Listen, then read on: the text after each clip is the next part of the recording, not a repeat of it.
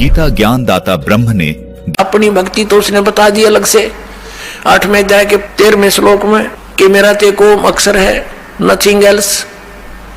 इसकी भक्ति करने से ब्रह्मलोक प्राप्ति होगी, वो परम गति है। वहां जाने के बाद भी फिर वापस आना होगा। ब्रह्मलोक में गए हुए प्राणी भी वापस आते हैं।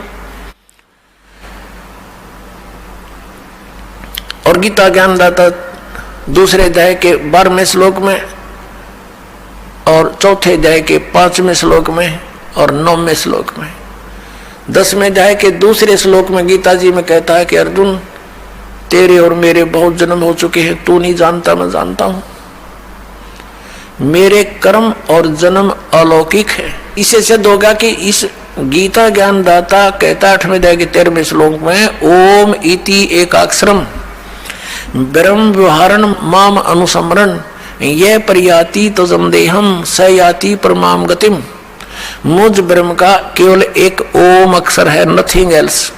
मेरे मुख से ये ओंकार एक प्रणव मंत्र उच्चारण हुआ था और ये एक अक्षर हो गया इन ए ऊ में बिंदु नाद से मिलकर इन 5 अवयों से एकीभूत होकर के ये एक अक्षर हो गया, ओम अक्षर हो गया। तो गीता अध्याय नंबर 8 के श्लोक नंबर 13 में, गीता अध्याय नंबर 8 के श्लोक नंबर 13 में ये वही कह रहा कि ओम इति एकाक्षरम ब्रह्म व्यवहारण माम अनुसमरण ये प्रियाति तम सयाति प्रमाम गतिम। मुझ ब्रह्म का यह एक ओम अक्षर है, नथिंग एल्स। अंतिम समय तक इसकी साधना भक्ति करता हुआ, श्रवण करता हुआ जो शरीर त्याग कर जाता है वह परम गति को प्राप्त होता। कौन सी परम गति? ओम से मिलने वाली स्थिति गति। वो क्या है? वो ब्रह्मलोक प्राप्ति है। 8वें अध्याय के 16वें श्लोक में कहा कि ब्रह्मलोक पर्यंत भी सभी पुनरावृत्ति के अंदर वहां गए प्राणी भी पुनर्जन्म हो आते हैं, क्योंकि ये खुद कहता मेरा भी जन्म होता है, तेरा भी होता है।